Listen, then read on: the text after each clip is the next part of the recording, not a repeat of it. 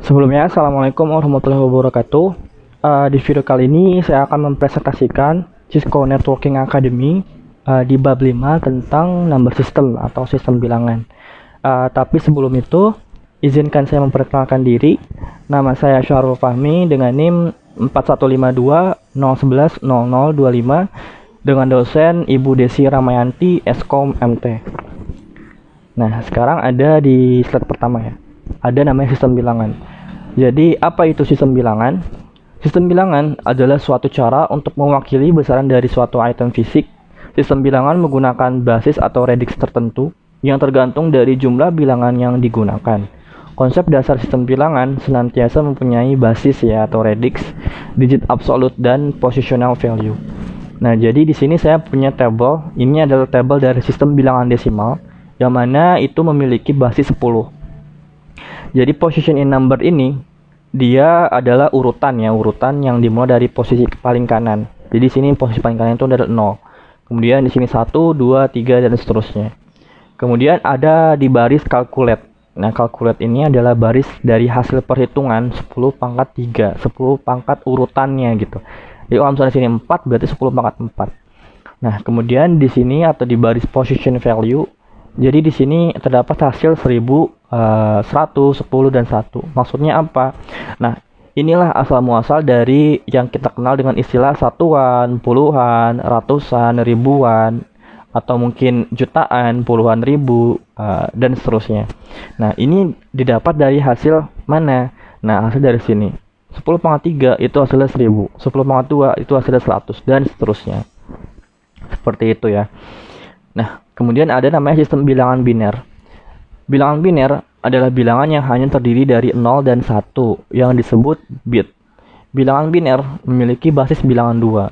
Berbeda dengan sistem bilangan desimal yang memiliki basis 10, bilangan biner memiliki basis bilangan 2. Bilangan biner sangat penting untuk dipahami karena perangkat jaringan umumnya menggunakan pengalamatan biner untuk dapat mengidentifikasi satu sama lain, seperti yang ditunjukkan pada gambar. Nah, jadi gambar ini menggambarkan ilustrasi dari sebuah pengalamatan biner ya, atau dari sebuah topologi yang menggunakan pengalamatan biner. Nah, kita akan coba fokus ke pengalamatan biner ini. Jadi pengalamatan biner ini terdiri dari 32 bits. Nah, dapat terima 32.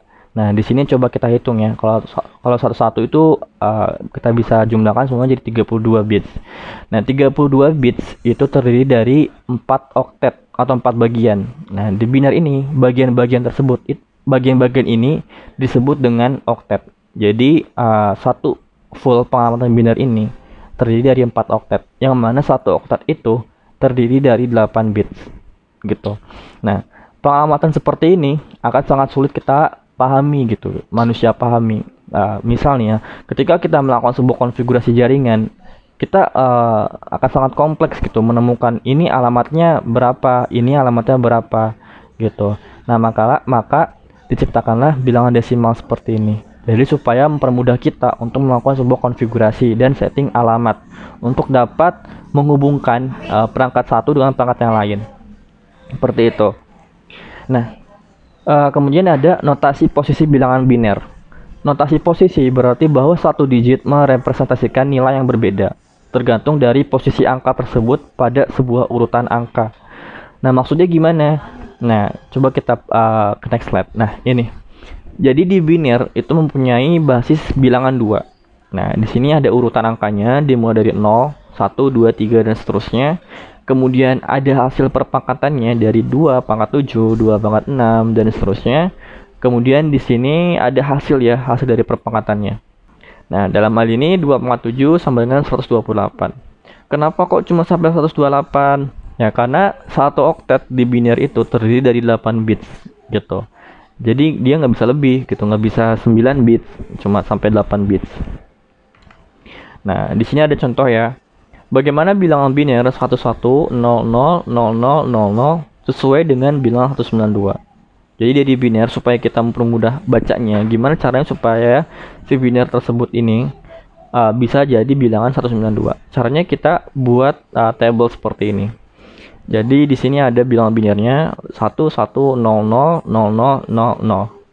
Nah, sebenarnya untuk mempermudah kita bacanya, nah kita cukup fokus ke angka 1 di sini. Ke angka 1 di ujung paling kiri. Nah, jadi kalau misalnya ada angka 1 di ujung paling kiri, itu tandanya dia punya nilai 128. Gitu. Nah, berikutnya di angka 1 di sini dia punya nilai 64. Nah, kemudian angka 0 di sini fungsinya buat apa? Ini fungsinya sebenarnya cuma sebagai pelengkap aja ya, teman-teman. Jadi di sini dia tidak mempunyai nilai apapun. Jadi 0 nilainya. Nah, kemudian hasil dari sini ya 128 dan 64 ini kita tambahkan dan didapatlah hasil 192. Jadi kita cukup fokus ke angka 1 dan posisinya ada di mana. Gitu ya, teman-teman. Nah, sekarang gimana kalau bilangan binernya seperti ini? 10 11 01 00. Ya sebenarnya mudah saja ya, teman-teman. Kita bisa lakukan cara yang sama. Kita buat tabel seperti ini ya. Dari 18, 64 dan seterusnya. Kemudian kita klasifikasikan ke dalam sebuah tabel seperti ini, 10 11 01 00.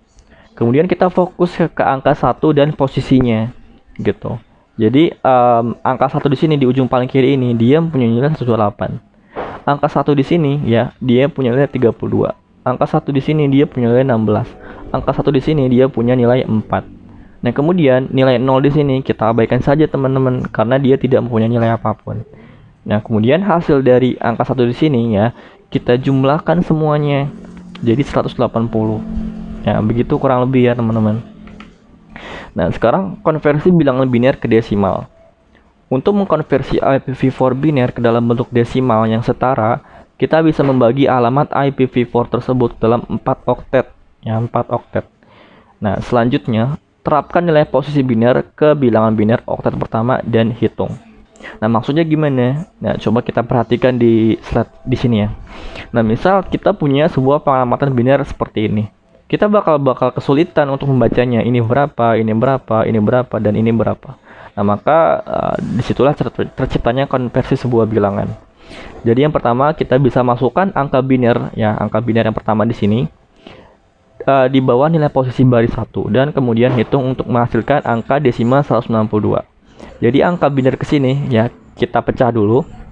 Nah, seperti ini jadinya. Jadi 1 1 0 dan seterusnya. Nah, kemudian kita fokus ke angka 1 di sini. Karena cuma ada 2 buah angka 1 dan itu pun di ujung paling kiri, berarti dia punya nilai 128 dan 64. Selebihnya 0. Nah, kemudian hasil dari sini kita jumlahkan ya, menjadi hasilnya 192. Ini untuk oktet yang pertama. Nah, untuk oktet yang kedua ya sama kita lakukan caranya. Jadi kita coba buat row atau baris terlebih dahulu ya, seperti ini. 10 10 10 0. Kita cukup fokus ke angka 1 dan urutannya. Jadi di sini kan angka satunya di ujung paling kiri. Jadi dia punya nilai 128. Kemudian angka 0 di sini di urutan 64. Di sini ada angka 0, berarti dia tidak punya nilai. Nah, di sini ada angka 1, di sini di urutannya 32, berarti dia punya nilai 32 dan seterusnya sampai di sini ada 8 ya. Nah, kemudian hasil ini ya kita jumlahkan keseluruhannya menjadi 168. Begitupun oktet ketiga dan oktet keempat. Seperti itu ya, teman-teman. Nah, sekarang ada konversi bilangan desimal ke biner. Tadi kan bilangan biner ke desimal ya. Nah, di sini saya misal punya angka 168. Nah, cara melakukan konversinya adalah kita bisa gunakan cara analogi ya. Jadi misal di sini 168 apakah lebih besar atau sama dengan 128? Nah, 128 ini berasal dari bilangan terbesar dari urutan biner ini ya. Jadi kalau misalnya iya, berarti kita di sini bisa tambahkan di sini 1. Nah, kemudian hasil dari 198 ini kita kurangkan hasil 198 ini kita kurangkan dengan bilangan ini. Nah, kemudian hasilnya kita catat ya. Di sini kan 40, kita catat di sini 40. Nah, kemudian apakah 40 lebih besar dari atau sama dengan 64? Nah, kalau misalnya enggak, di sini kita bisa tambahkan di sini 0. Ya, tambahkan di sini 0. Nah, kemudian 40 tadi kita pindahkan ke sini. Nah, apakah 40 lebih besar dari 32? Nah, kalau misalnya iya, berarti di sini kita tambahkan 1. Kemudian kita kurangkan 40 dikurang 32 hasil dari sini, maka hasilnya 8. Kemudian 8 ini kita catat di sini. Apakah 8 lebih besar atau sama dengan 16? Kalau enggak, kita tambahkan di sini 0 ya. Nah, kemudian 8 yang kita catat di sini, apakah 8 lebih besar atau sama dengan 8? Nah, ini kan memenuhi masih ya, 8 sama dengan 8. Masih memenuhi, berarti kita catat di sini 1. Nah, karena 8 dikurang 8 itu 0, nah maka di sini semuanya jadi 0 karena tidak ada kondisi yang memenuhi. Jadi semuanya 0. Maka bilangan biner dari desimal 168 adalah 10 10 10 000. Seperti itu ya teman-teman. Sebenarnya masih ada cara alternatif lain. Nah, kita bisa lakukan dengan cara mencari modulo atau hasil bagi. Jadi misalnya 168 dibagi 2, hasilnya sekian, kemudian sisa sekian. Jadi seperti itu. Nah, sekarang ada sistem bilangan heksadesimal. Bilangan heksadesimal adalah bilangan yang memiliki basis 16. Nah, tadi kan bilangan biner itu memiliki basis 2. Nah, sekarang bilangan heksa itu memiliki basis 16. Bilangan heksadesimal menggunakan angka 0 sampai dengan 9 dan huruf A sampai dengan F. Nah, bilangan heksadesimal biasanya digunakan pada IPv6. Nah, ini saya punya tabel ya. Jadi misal bilangan desimalnya itu 0, nah maka bilangan binernya adalah seperti ini. Bilangan heksadesimalnya adalah tetap 0. Nah, gitu. Jadi misal saya punya bilangan desimalnya itu 14. Nah, maka bilangan binernya itu 1110. Nah, bilangan heksanya adalah E. Tadi ya, bilangan heksadesimal itu terdiri dari 0 sampai dengan 9 dan A sampai dengan F. Seperti itu. Jadi ini mewakili ya. Jadi satu digit di sini mewakili representasi dari sini, dari bilangan biner sini. Nah, IPv6 berukuran 128 bit dan setiap 4 bit diwakili oleh satu digit heksadesimal. Untuk total 32 nilai heksadesimal. Alamat IPv6 tidak peka huruf besar dan kecil, jadi dapat tulis dalam huruf kecil ataupun besar. Nah, maksudnya gimana? Jadi gini. Jadi dalam keseluruhan bilangan heksa itu terdiri dari 108 bit. Nah, setiap 4 bit ya diwakili satu digit heksa. Jadi satu digit heksa di sini nih, dia mewakili 4 bit gitu, 4 bit di sini. Gitu. Jadi satu F di sini dia mewakili ini nih. Jadi maka kita bisa hitung ya, satu di sini 4, berarti kita kalikan, di sini ada berapa? 1, 2, 3, 4, 5, 6, 7, 8. Ada 8 ya. Nah, kalau kita kalikan, dia akan menghasilkan nilai 128. Seperti itu. Nah, ini contoh pengaplikasiannya ya, pengaplikasian dari heksanya. Seperti ini jadinya 2001, DB8, ACAD, dan seterusnya. Nah, sekarang ada konversi bilangan heksadesimal ke desimal. Nah, caranya gimana?